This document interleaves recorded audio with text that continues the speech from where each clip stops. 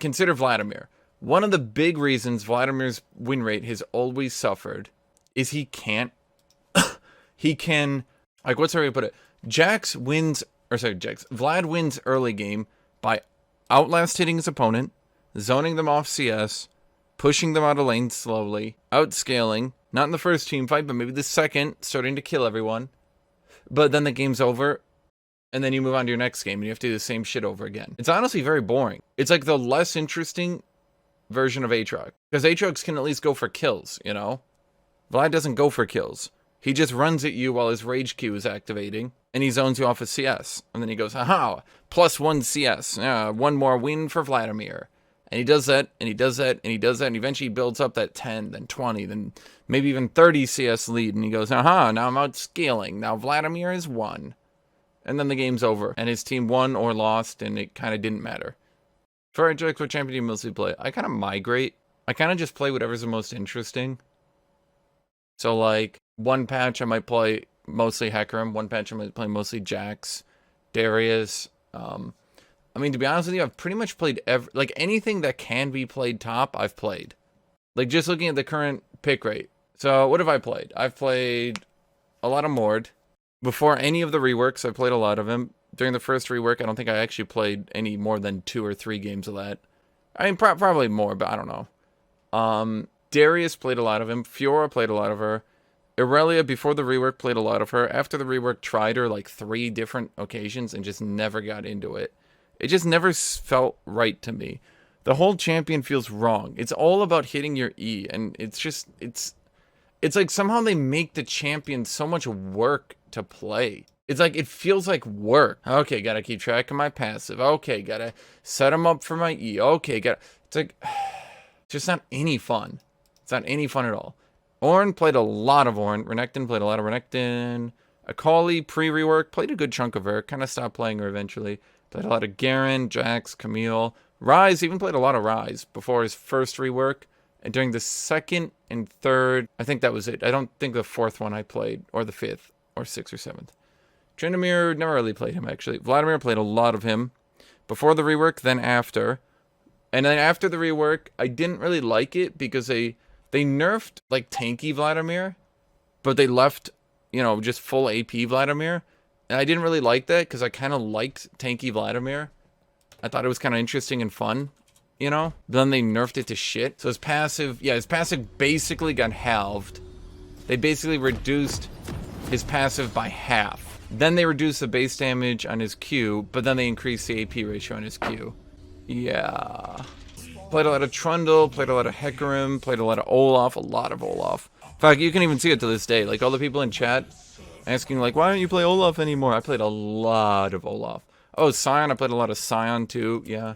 Even played Poppy at one point. Post-rework, mind you. Yeah, the game kind of changed. Like, the game changed a lot for Sion. I played a lot of Gnar. When I stopped playing Gnar, it was because they were nerfing him in a way that made building him damaging and building him like how I thought you should be playing Gnar. Like, you know, with like Trinity or Blade of the Ruined King or shit like that. They nerfed the shit out of that. Eventually people did Black Cleaver, Frozen Mallet Gnar. But even that felt like, even though it's like technically 2 tank items, it still feels like you're just building him like a... Or sorry, even though it's technically 2 damage items, it still feels like you're just building him like a tank. And that's just not that interesting to me. I played a lot of Maokai pre-rework. Post-rework, it was like they took a champion who wasn't that entertaining and somehow made him even more boring and made him even more work to play and removed any of the interesting aspects of the champion. I don't mind playing those super tank champions that do low damage.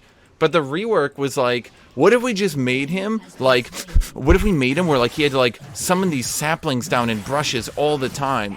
And it's just like, well, then that would be very boring, Riot Video Games. That really would be boring, and that really wouldn't be that interesting to play.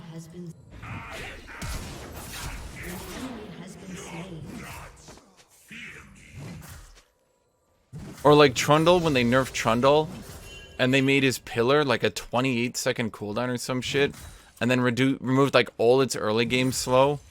So now he's just hopelessly useless against ranged champions. And they were like, well, we have to because of bot lane. It's like, could you not think of any way to nerf him that doesn't just make him one of the most counter-pickable and most useless fucking champions in the game? Oh, but bot lane, support Trundle. Which, by the way, wouldn't even be played these days. Like, they could definitely reduce the cooldown of that pill. I mean, maybe at this point they couldn't because they've slapped so much damage into that kit. I mean, sometimes a lot of it just has to come down to balance. A lot of times champions are balanced in shitty ways. Like, take Kled. Why do I not play that much Kled anymore? I mean, sure, he's useful to know as a counter pick, but let's be honest, that's all he is right now. Oh. Well, that sucked. I never said I played Yasuo. Did I? Did I say I played Yasuo? I mean, I did, but... The thing I didn't like about Yasuo is when they pushed him heavily. So, the one thing I didn't like is the Frozen Mallet build. I thought that was stupid as shit. That's kind of when I dropped him, really. I mean, I used to play him sparingly before that, but that's really when I dropped him hard. I really didn't like the idea of, I get so tanky and abuse the fact that Fervor Battle gives me way too much damage to just run people down. Imagine my interest in a champion like that. I mean, if a champion... Okay, if I play a champion that gets so tanky that they can run people down, okay, I want them to at least be kind of funny when they do it. Maokai is kind of funny when he does it, or when he used to do it, because he would literally just run into a team fight with his ult active and just be like... He'd just be like, Maokai time, motherfuckers. And he'd just like run through, taking 20% damage reduction, just doesn't take any fucking damage, heals constantly. Yeah, Mundo's kind of fun that way too.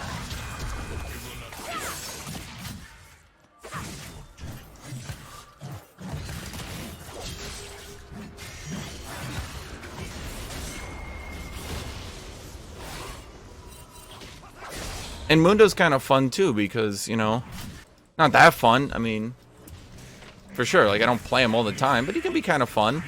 You know, the whole like, oh, I'm gonna out heal every one of these fucking mages in top lane, and eventually I'm gonna run you down with my ult. That's kind of fun. Takes a little bit too long to get him going these days, though.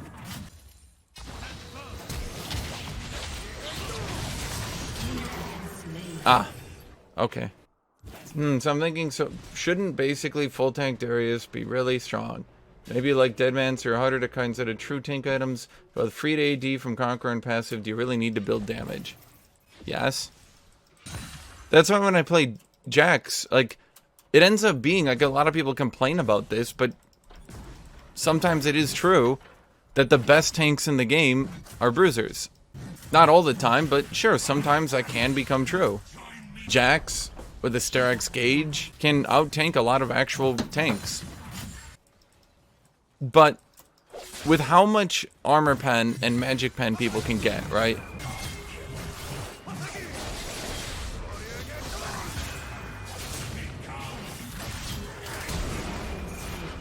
Well, that sucked. Now, obviously, there are some tanks who, yes, they'll actually become the tankiest. I think lately, there's never really going to be a time where Jax becomes tankier than tanks, because when you break it down, how could a bruiser end up being tankier than so for example, Ornn? There's just no way.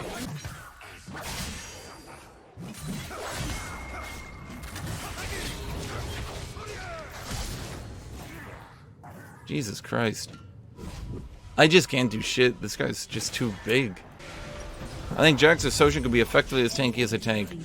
I mean, if we're talking, like, oh, but at one point in time, okay, how about the Gargoyle Stoneplate Locket meta? I don't think it ever gets tankier than that, does it? I don't think Gargoyle Stoneplate Locket, I don't think you ever get tankier in all League history than that moment right there. Tanks running you with 10,000 HP, with a 3,000 strength shield.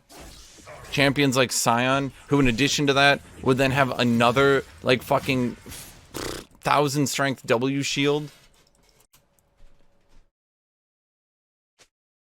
Picking Kassadin after they've picked Yasuo, burning our team this hard, basically saying, and Yasuo didn't even go into his lane, sure, but the thing was that I could no longer lane swap, so then I got a bad lane matchup, he got a bad lane matchup. I mean, they're all ahead of me. It just sucks. It sucks. I hate this so much. Every game, camped, losing bot, losing mid. And my jungler even helped me early game, and my jungler even got me into a position early game where I was doing pretty well. Riot's mentality for not nerfing Death Cap or Void Staff, their thought process is that, oh, if they're not overpowered, people won't build them. But the only reason that's true, the only reason people wouldn't build them is because the regular utility mage items are so broken.